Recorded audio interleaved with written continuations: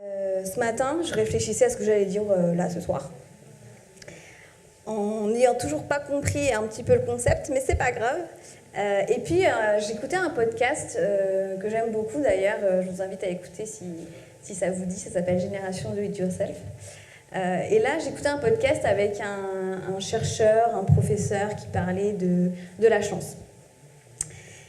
Et là, ça a résonné en moi, en fait, ce podcast-là, parce que, justement, il a donné une définition un peu rationnelle.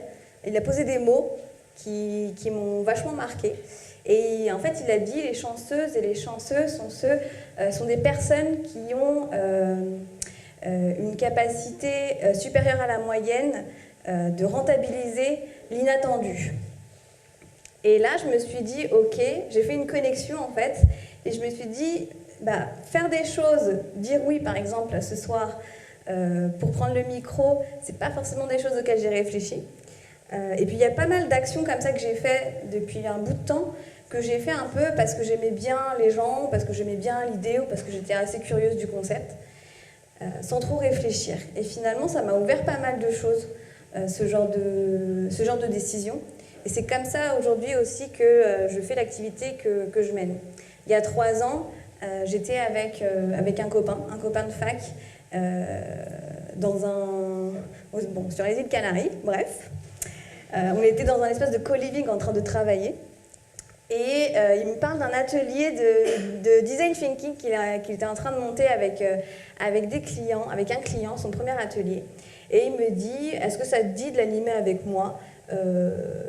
Est-ce que ça te dit parce que j'ai envie de le faire en binôme, j'ai pas envie de le faire tout seul auprès du client. À ce moment-là, je ne savais pas trop ce que c'était, à part ce que j'avais lu dans les blogs ou la presse. Donc il m'explique, le design thinking, c'est une méthodologie, c'est des étapes, il y a des outils. Et puis l'idée, en gros, c'est d'arriver tout de suite à un prototype pour tester une idée, un concept. À ce moment-là, moi, j'étais totalement sur autre chose. Et il me dit juste, est-ce que tu as envie de le faire avec moi ? Et je dis OK, sans trop savoir pourquoi. Finalement, sans trop réfléchir. On fait les premiers ateliers ensemble, et cette décision, en fait, cette prise de décision a fait que 3 ans, 4 ans après maintenant, c'est devenu mon activité principale. C'est devenu mon activité principale, c'est devenu la personne avec qui je travaille aussi au quotidien. On travaille sous le nom de CLAP. Cette décision, ça a fait aussi en sorte qu'aujourd'hui, on a une super belle communauté de 6000 personnes, qu'on travaille avec une dizaine d'indépendants sous ce nom-là, qu'on initie et qu'on forme des personnes en entreprise ou des consultants indépendants à ce genre de méthodologie, alors qu'à la base, en fait, rien n'était prémédité et que finalement, ça a contribué à réaliser un de mes petits rêves cachés qui est d'écrire un livre. Donc si vous allez dans la Fnac en mai et que vous voyez un livre et il y a marqué « Passive Design Thinking », c'est moi qui l'ai coécrit.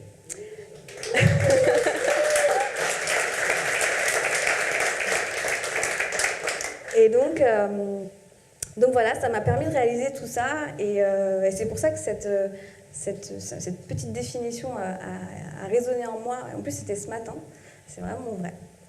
Et c'est ce que je voulais vous dire. Et moi, je ne terminerai pas par une question, j'ai juste envie de vous dire que du coup, j'ai aussi envie de rencontrer les autres chanceuses et chanceux de la salle. Merci.